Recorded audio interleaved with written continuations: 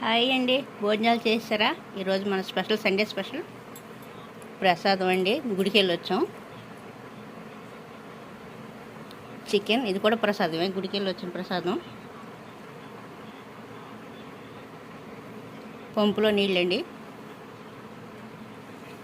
మన స్పెషల్ ఇంకా పెరుగు.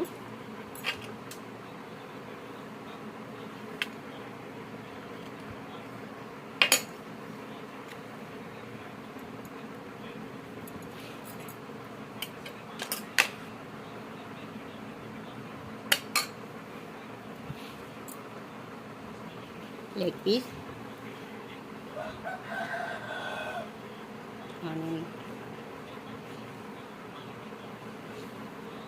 నిమ్మకాయ.